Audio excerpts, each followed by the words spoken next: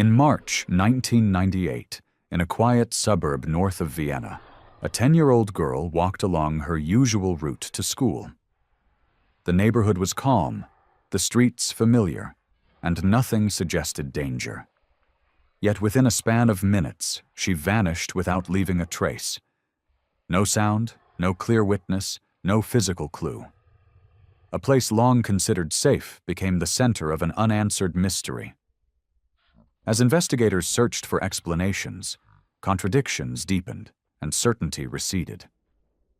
How could a child disappear so completely in the middle of an ordinary morning? Vienna in the late 1990s was regarded as one of the safest urban environments in Europe, a city where children regularly walked to school without an escort, and where residential life moved within a predictable, orderly rhythm. In the outer districts north of the city center, houses lined narrow streets with modest gardens, low picket fences, and minimal traffic. Residents knew each other by name, and the assumption that danger rarely intruded into these neighborhoods was widely held. Within this setting, the disappearance of a 10-year-old girl on an ordinary school morning became an event that defied the logic of daily life. Natasha Kampusch lived with her mother after her parents' separation. Small in stature, quiet, and deliberate in her behavior, she was described by teachers as unusually cautious for her age. She avoided unnecessary interactions with strangers and maintained a consistent routine each morning. Leaving home at roughly the same time, carrying a small school bag, and walking a short, familiar route to her primary school. It was a distance she had covered hundreds of times. On the morning of March 1998, several seemingly minor irregularities aligned to create the first layer of the mystery. According to her mother, Natasha left the house approximately 5 minutes earlier than usual. No specific reason was provided. The girl simply said she wanted to walk slowly. That slight adjustment placed her on the street at a moment when the area was unusually empty. A nearby factory had modified its shift schedule that same morning, reducing the usual flow of commuters and parents. This detail emerged only later, after investigators reconstructed the movement patterns of the neighborhood. At roughly 7:45 a.m., a 12-year-old witness reported seeing a small white van stopping on the street and 2 men pulling a girl inside. The phrase, 2 men, would later generate lasting debate and investigative complications, as no evidence of a second perpetrator would be substantiated. Still, at that initial stage, the testimony redirected the investigation into the possibility of a coordinated abduction. Around 7:50 a.m., an adult neighbor recalled hearing the heavy slam of a vehicle door, consistent with the sound of a commercial van. The vehicle then drove away toward the main road. The neighbor did not observe the occupants or the license plate, only the type of vehicle and the direction of travel. At the time, vans of similar appearance were commonly used for construction work and deliveries in the area, making identification difficult. This accounted for the long list of potential vehicles examined in the days that followed. By 8:00 a.m., Natasha had not arrived at school. Her teacher contacted the home, initially suggesting the child might simply be late. When the school confirmed for a second time that she had not appeared, her mother began phoning relatives and neighbors. Within this window, other residents recalled fragments of detail. One thought they had seen a girl of similar height walking in the opposite direction of the school. Another reported seeing a man leaning against a gray-silver van, watching the street. The descriptions failed to align, creating an inconsistent and confusing composite picture. When police assessed the scene later that morning, they noted that the area showed no signs of struggle. There were no dropped belongings, no drag marks on the ground, and no footprints inconsistent with the usual traffic. The soil was damp enough to record impressions, yet none stood out as significant. The environment gave the impression of a location untouched by a crime. a rare characteristic in abduction cases. Investigators suggested that if the girl had been taken, it must have occurred quickly and decisively. A further complication arose when the investigative team reviewed potential camera footage along the route. Several small businesses in the area had outdoor security cameras, but on that specific day, both cameras nearest to Natasha's path were inactive. One switched off the previous evening as part of the owner's routine, and the other malfunctioning due to a power issue. This simultaneous absence of visual data widened the information gap and removed what might have been the only objective record of her final steps. Based on witness accounts and reconstructed timelines, investigators estimated that the window of disappearance lasted between 90 and 120 seconds. For a child of her age, an abduction executed from behind or with the element of surprise could have occurred in a matter of moments. Combining the lack of witnesses, the absence of physical evidence, and the malfunctioning of the only nearby cameras, detectives concluded that the event had occurred at a moment when the probability of detection was unusually low. Later that morning, search teams combed the route with dogs trained to follow scent trails. The dogs detected Natasha's path as expected, but eventually circled without identifying a direction beyond the approximate location where witnesses reported seeing the van. This reinforced the working theory that she had left the area in a vehicle rather than on foot. The failure to locate any trace beyond that point remained one of the earliest and most troubling features of the case. By midday, police expanded their search perimeter to include all roads leading to the nearest highway access points. Several individuals recalled seeing a small van accelerating out of the neighborhood around that time, but none were able to recall identifying details such as plate numbers or markings. Because commercial vans were commonplace, the number of potential leads grew rapidly. Over the next several days, approximately 700 vans were inspected, including the one owned by Wolfgang Priklopil, a detail that would later become central to public criticism of the investigation. By the end of March 2nd, the investigative summary could only establish the following sequence. Natasha left her house, walked along her usual route, was seen near a convergence of 3 narrow streets, and disappeared within a span of 2 minutes. No coherent eyewitness account existed. No surveillance footage was available. There were no physical clues. The setting, which normally provided visibility and safety, instead yielded only silence and contradiction. From that moment forward, the child who had walked toward school as she did every weekday was no longer seen by anyone in the outside world. The first hours following the confirmed disappearance of a child are typically decisive in shaping the course of an investigation. In the case of Natasha Kampusch, those hours generated significant movement, extensive fieldwork, and a widening circle of assumptions, yet produced no tangible lead. The Vienna police initiated standard missing child protocols immediately after being notified by the school and the mother. Because the disappearance occurred along a public route during morning hours, officers initially expected at least one reliable witness statement to emerge.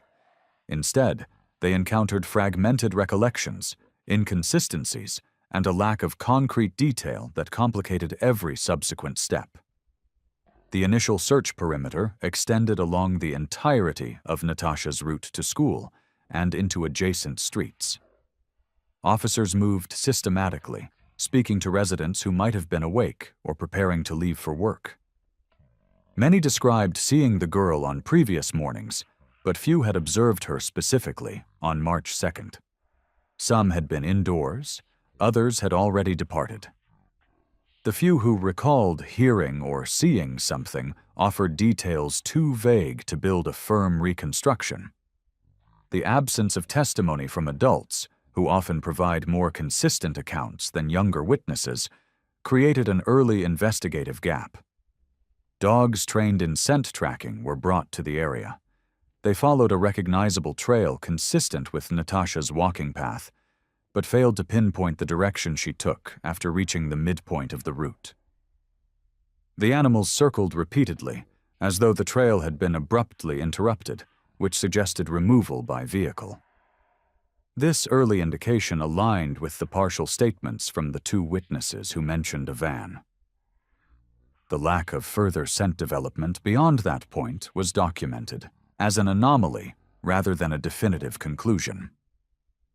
Within the first day, law enforcement divided the operation into 3 parallel tasks: canvassing the neighborhood, inspecting vehicles matching the general description, and verifying potential sightings reported from nearby towns. Because the witness statements conflicted on key details, number of individuals involved, color of the vehicle, and direction of travel, investigators decided not to narrow their scope prematurely. This decision, though necessary, expanded the workload significantly. The inspection of vans began almost immediately.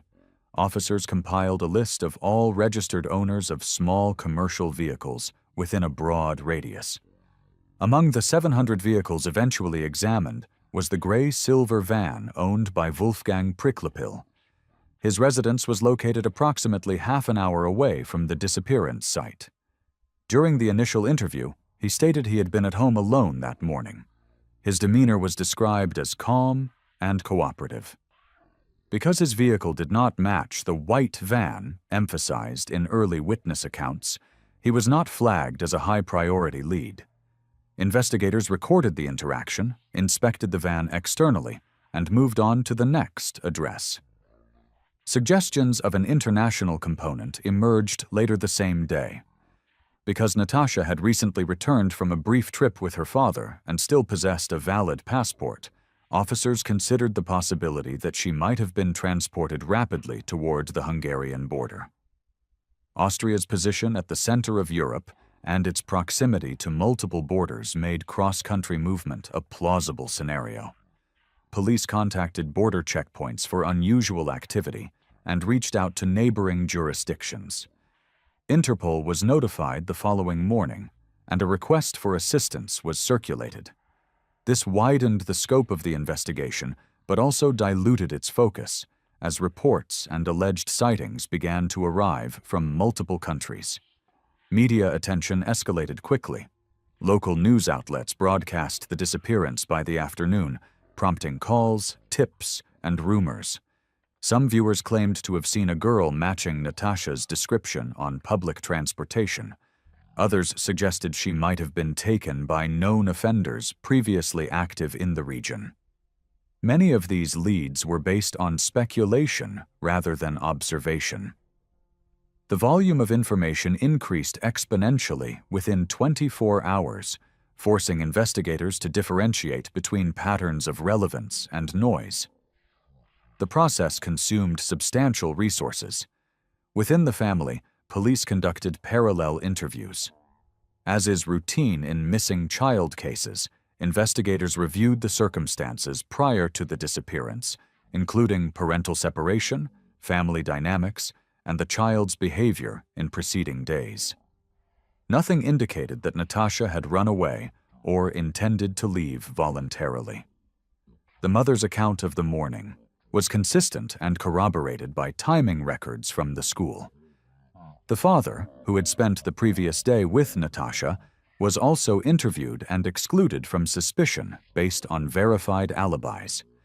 Despite this, portions of the public began to direct scrutiny toward the family, influenced by media narratives that commonly assign early blame to parents in unexplained disappearances. These suspicions were noted but unsupported by evidence. Meanwhile, officers reconstructed vehicular movement patterns in the broader area. Traffic cameras at major intersections were reviewed, though most were too distant from the actual disappearance site to capture relevant footage. Without functioning cameras on the residential streets, the timeline remained reliant on human recollection, much of which was either incomplete or contradictory. This lack of visual confirmation significantly hindered the ability to determine whether the vehicle had departed toward the main road or diverted into one of several adjoining side streets. Search teams conducted door-to-door checks extending several kilometers from the initial location. They visited garages, sheds, and construction properties, examining spaces large enough to conceal a child. In many houses, owners voluntarily opened basements and workshops. Nothing linked directly to the missing girl. In the absence of physical evidence, investigators drafted behavioral profiles of potential offenders. Analysts considered the possibility of a planned abduction carried out by an individual who had observed Natasha's routine over time. This hypothesis gained credibility due to the precision required to intercept the child within such a narrow time window. During the following days, reports from citizens multiplied. Some believed they had seen a child matching the description walking alone in a nearby park. Others claimed she had been taken by an organized group. A few alleged sightings came from across the border, prompting cooperation between Austrian and neighboring police forces. Every report had to be logged, assessed, and either pursued or dismissed. The majority resulted in dead ends. The volume of false leads slowed the investigation while offering no verifiable progress. As the week progressed, investigators returned repeatedly to the initial scene, re-interviewing witnesses whose memories began to shift subtly under the pressure of time and repeated questioning. The 12-year-old boy, at the center of the earliest testimony, modified small details, though his account remained consistent in the assertion that a van was involved. The adult neighbor who heard the door slam could not recall whether the sound had come from a white or a gray vehicle. Another resident revised their claim of seeing a child walking in the opposite direction. The evolving recollections created a pattern of uncertainty rather than clarity. By the end of the first week, the situation had hardened into an uneasy conclusion. A child had disappeared from a public street without leaving behind any reliable witness account, any trace of physical evidence, or any identifiable timeline beyond a few minutes of unobserved movement. The investigation remained active, but progress was minimal. The absence of a coherent narrative increased the likelihood that the case might extend beyond the initial critical window. What remained was a neighborhood that had returned to routine, a family waiting for information that did not arrive, and an investigative team facing a situation that, despite significant manpower, produced no breakthrough.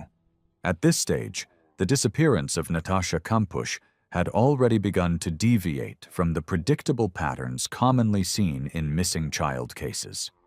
As the initial weeks passed without a decisive lead, the investigation gradually shifted from an active search driven by urgency to a long-term inquiry shaped by routine procedures and periodic reviews. This transition did not occur abruptly. It unfolded through a series of unproductive searches, dead-end reports, and diminishing public sightings that collectively contributed to the gradual cooling of the case.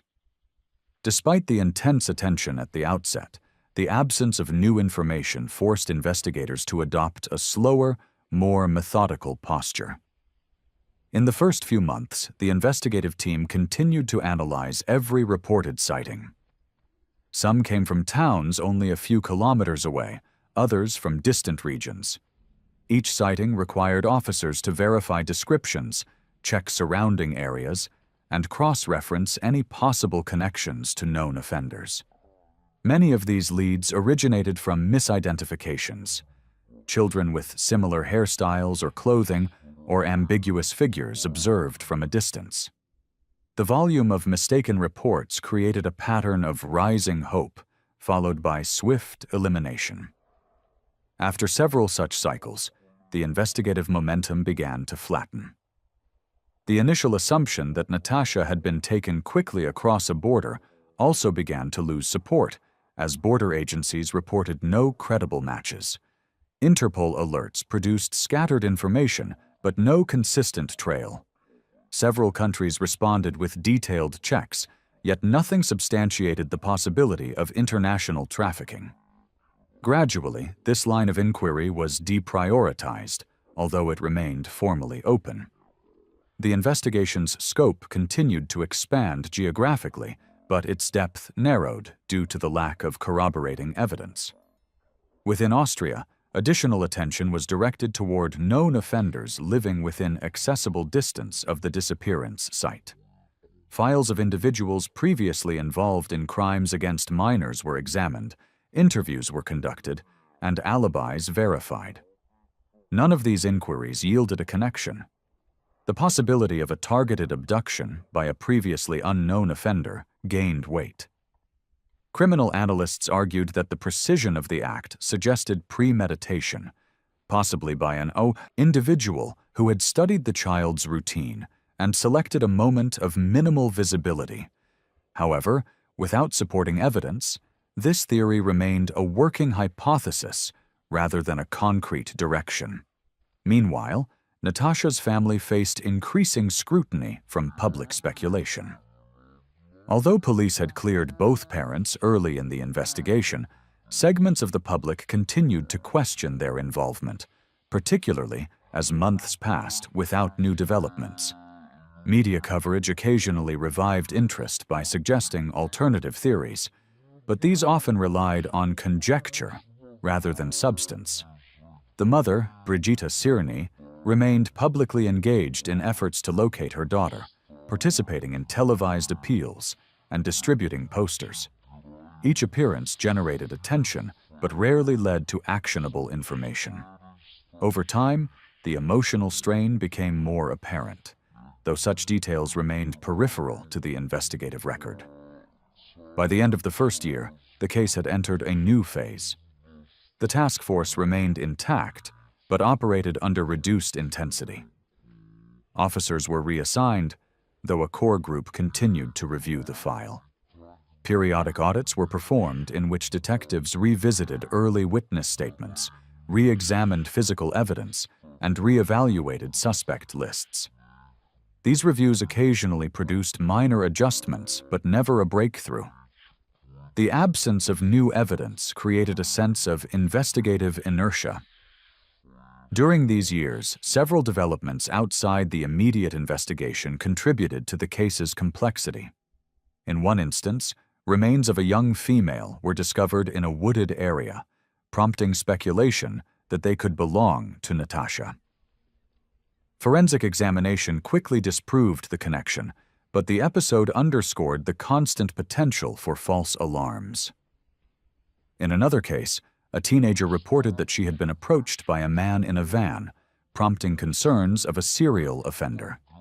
Interviews and area searches were conducted, yet the description differed significantly from those in Natasha's case. Such incidents created temporary surges of interest, but provided no sustainable direction. Simultaneously, officers began to question whether the early emphasis on a white van had distorted the investigation. The original witness was a child, and his recollection, though earnest, may have been influenced by stress or distance.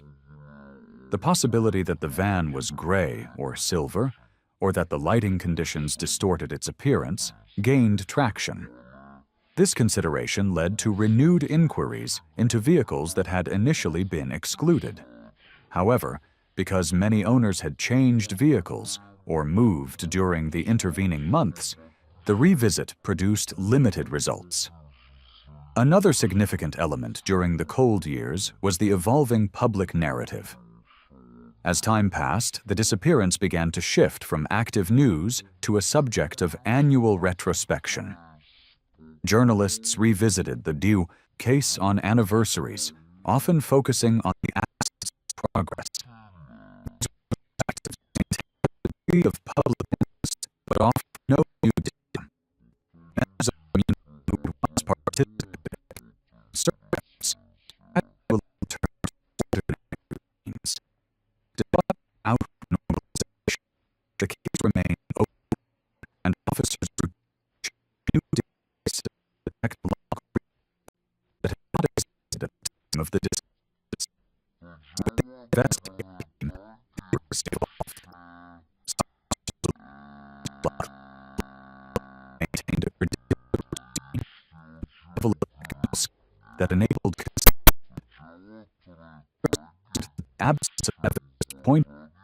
perpetrator having moved to after the abduction. Views had merit, but neither could be substantiated. Without a physical or communication of the abductor, a factor present in many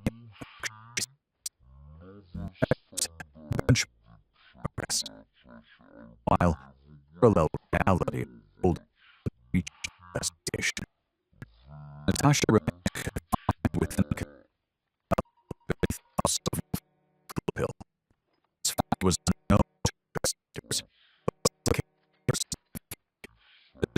physically present within a structure completely distinct from the exterior, which contained a hidden section engineered to avoid detection. The design of the narrow entrance to the cabin were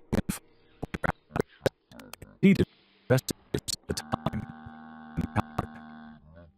This discrepancy between the and the conditions of her actual confinement contributed to the case's stagnation. As the case progressed, reports surfaced suggesting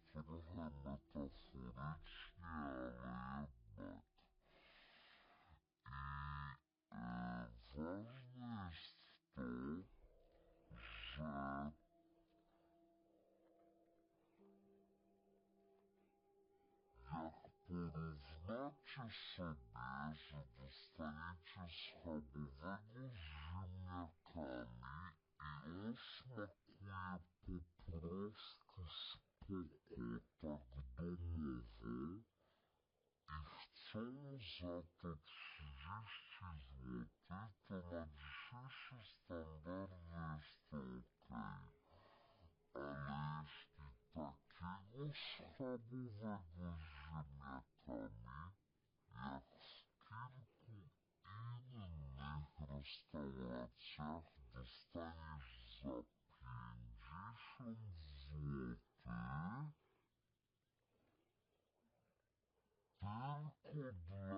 złotych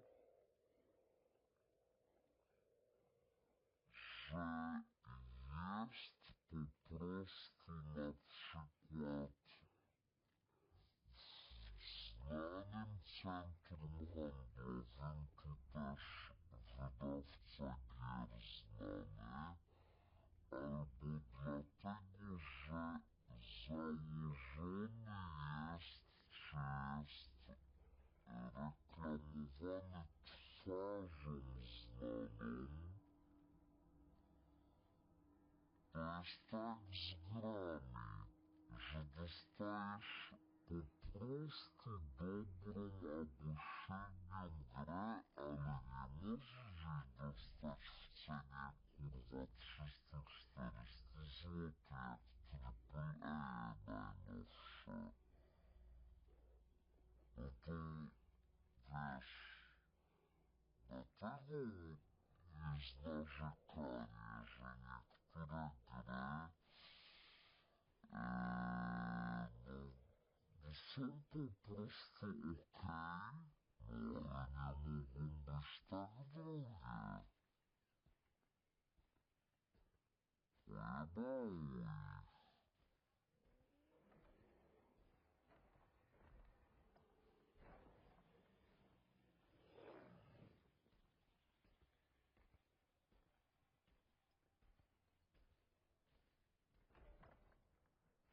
Chciałbym być twarzą schabowego, bardzo bym chciał być.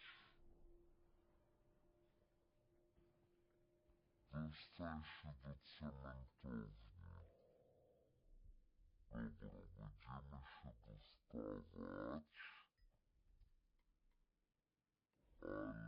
zakończymy nagrywkę odcinka i zaczniemy go zaraz w osobnym kawałku. Pozdrawiam, Bąku Live, trzymajcie się, oglądajcie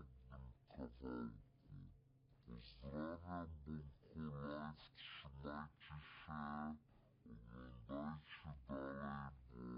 bo akcja się zagęszcza, jest klimacik, jest grubo. Yo! I lecimy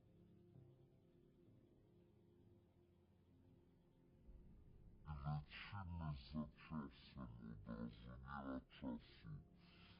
Dzień dobry, witam wszystkich w kolejnym odcinku Dying Light The Beast. Moi drodzy, akcja się zagęszcza, jesteśmy przy cementowni, coraz bliżej finału, coraz bliżej rozwiązania zagadki, ale ciągle nam ten baron ucieka. Ciągle nam gdzieś czegoś brakuje. Obecnie jesteśmy na etapie wzmacniania się przed finalną walką, że tak powiem. Czyli będziemy zbierać prawdopodobnie próbki chimer.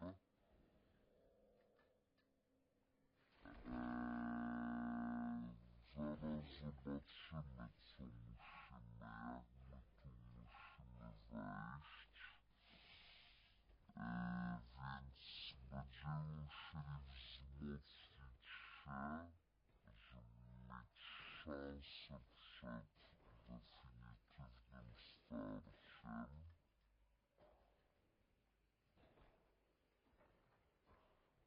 Opla. Możemy wskoczyć.